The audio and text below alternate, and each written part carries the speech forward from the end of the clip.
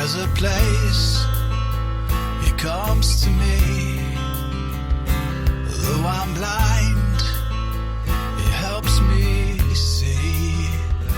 Though I see dimly in this place, one day I'll see Him face to face. This is Kurt Kaikkonen, pastor of Calvary Chapel, Waterford, at your neighborhood church. Today on Face to Face, we'll be in the book of Exodus. So grab your Bibles and let's get started. If you want to hear this complete message in its entirety, go to yourneighborhoodchurch.com, where you can download Your Neighborhood Church app at the App Store. And so in this formal agreement God's making with Israel, God also, He comes and He commands them, and He says 3 times a year, all the men are to come together for these 3 most important feasts. And these feasts are the Feast of Unleavened Bread, which always began with the Passover, and then the Feast of First Fruits, which was 50 days after the Passover. And both of these 2 feasts, they both have a fulfillment in the New Testament. And we know about the Passover and that feast. That was the time when Jesus, fulfilled it by His death, His burial, and His resurrection. And then the Feast of First Fruits, which was 50 days after the Passover, is what we call Pentecost. And Pentecost, that's exactly what it means. It just means 50. And these were the first fruits to God. This was the beginning of the church, which was also accomplished in the New Testament, where the Holy Spirit was poured out on the disciples in the upper room. And now the third feast that these men were to attend, that was the Feast of Ingathering, which is also known as the Feast of Trumpets or the Feast of Booths. And that's in the fall. We just kind of had that. That's in late September or October. And many people think that this third feast, this Feast of Ingathering, it will also have a New Testament fulfillment. And a lot of people think that this will be the day that Christ returns at the rapture. They don't tell you which year it's going to happen, and it could be, but it also might not be. We don't know yet, so we don't really set ourselves on dates and years, but it's just interesting to think that God might do that. And so on these feasts, you're not to come empty-handed. So you're to bring your offering. And it says you're not supposed to offer your sacrifices with leaven. And we know that's because leaven represents sin. And then it also says that you're not to leave any of your sacrifice until morning, where it sits out all night and where the flies get on it, because this is holy. You have to remember, this sacrifice represents Jesus, whose body wasn't left to decay. And so this is just like the Passover lamb. It couldn't be left overnight, where they had to burn it up, because this isn't just common food, this is holy. And then at the end of this, there's this really strange command where it talks about all these feasts, and then it says, "You shall not boil a young goat in its mother's milk." And this sounds so out of place here. Why would God mention that here? And the reason that He mentions it here is because at this Feast of Ingathering, which is around the time of the harvest, this is at September, October, well, the Canaanites, in the land where Israel is going to be going, they harvest the same time. And the Canaanites, they had this pagan fertility ritual, and they did it this time of year. And for them, it was like a magic spell. And they would take this young goat, and they'd make this offering of this kid, not your kid, but the kid of the goat, to their pagan gods. And they would cut up this young goat, and they would boil it in the milk of its mother. And then they would take that milk, and they would sprinkle it all over their trees, in their fields and their gardens, as like it was this magic potion or spell to make their fields more fertile and fruitful. And so what God is really telling them to do here is to not imitate their practices. But the Jews, they didn't take this command as strictly being a prohibition against imitating pagan fertility rites, but instead, they made it into a dietary law, which it was never intended to be. What they did, they had taken this passage and they had taken it so far out of context. And they began to interpret in these really extreme ways. And then they began to create their own laws. And their misinterpretations that they made of this law became their kosher laws. So now you can't have a milk product on your goat burger. And it doesn't matter if that cheese came from a cow, or you can't have milk from milk or any milk product with any meat. You can't eat them at the same meal, though you are allowed to have milk products with your fish. But you're not allowed to have milk products or cheese with your chicken. And you kind of wonder, well, because chickens, they don't produce milk, but you can't have a McChicken with cheese.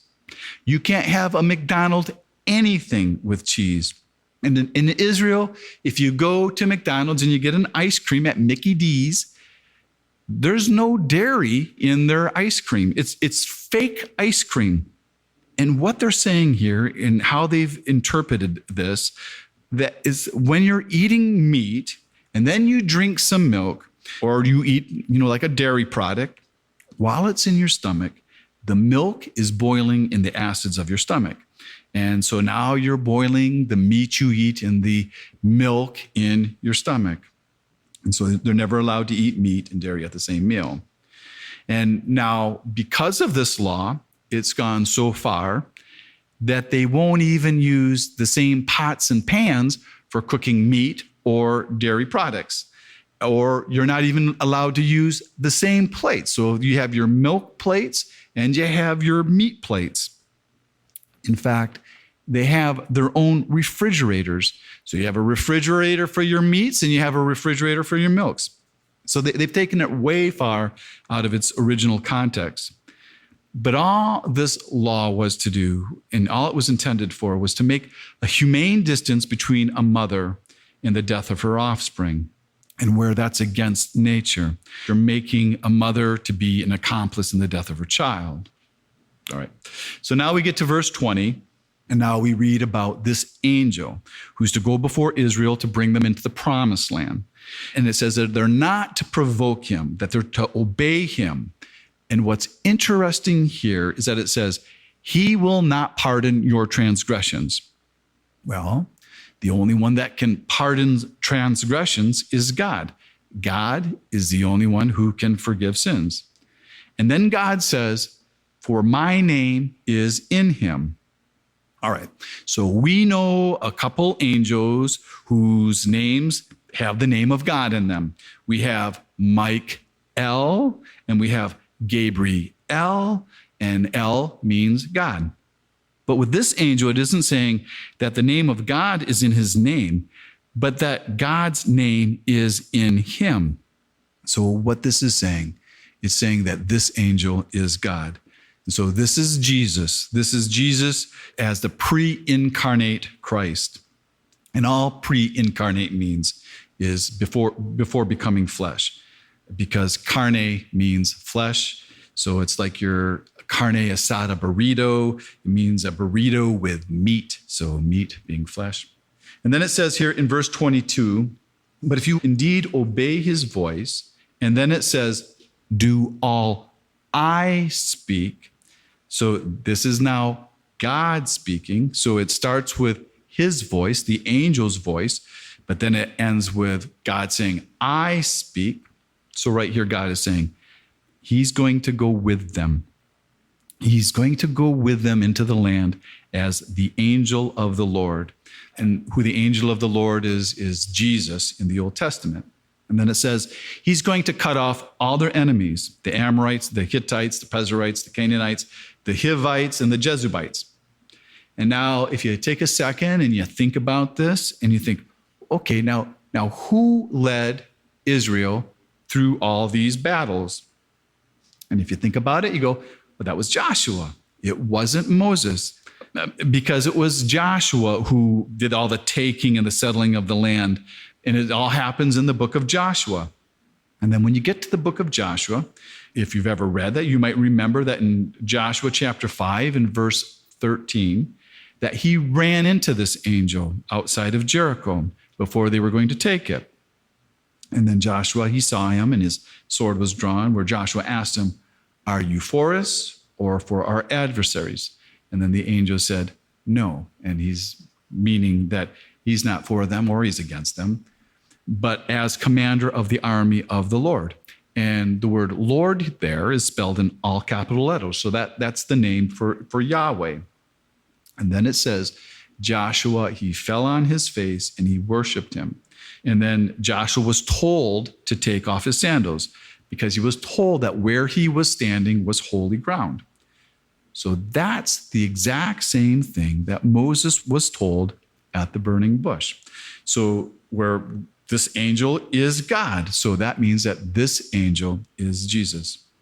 And then it makes these promises that if they will do whatever the angel says and to destroy all the idols in the land and to refrain from worshiping them, that he has this promise to bless them with bread and with water and health, with no sickness or miscarriages, and that you're going to have a lot of children and you're going to live to an old age happily, and that God, he will send his fear before them. And that's exactly what he did. And that's the report we heard from Rahab the harlot, that when the spies came to him, that he says that all her people lived in the fear of God of Israel since they came out of Egypt. And then God says he's going to do battle for them with hornets. So God is going to battle for them in supernatural ways. And we should be able to believe that because we just saw God do that in Egypt. So we should be able to think he can do it here. And there is actually a record that shows that he really did that. And that's how it happened. Because there's this little tiny blurb in Joshua 24:12, which is the last chapter of Joshua, where it says, the Amorites were driven out by hornets, and they did not have to use their swords or bows.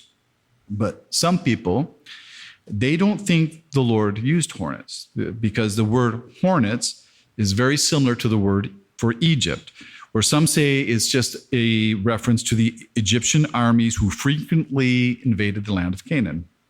But we do know that when they do get to Canaan, it will only take Israel 7 years to conquer the land. But they will never, ever fully conquer all the territory that God had given them. And the closest they ever got was during the reign of King David and Solomon. And that's because that this land that God had given Israel was big. And it tells us all the boundaries that he had originally had given them. And it says from the Red Sea to the sea. And when it says the sea, it's talking about the Mediterranean Sea. And then it says Philistia, which is on the coast, from the desert to the river. And when it talks about the river, it's talking about the Euphrates River. And the Euphrates River, it starts all the way over there in Turkey, and it flows all the way down to the Persian Gulf. And now there's something that I think the Lord uses in this area that he does in our lives too. I believe that the Lord, that he gives us a lot of territory to conquer. He has all these things that he's planned to do in our lives, and he's given them to us, but we never claim them. We may claim some, and we may even claim a lot, but I believe he's given us a lot more than we could ever imagine. You've been listening to Face to Face. Face to Face on this radio station has been provided by Your Neighborhood Church. If you want to help support Face to Face and put this program on other stations just like yours, you can contact us at yourneighborhoodchurch.com or write Your Neighborhood Church, P.O. Box 500, Romeo, Michigan 48065. There's a place he comes to me. Though I'm blind, he helps me see. Though I see dimly in this place, one day I'll see him face to face. Tune in again tomorrow at this same time as we continue to go through the Bible.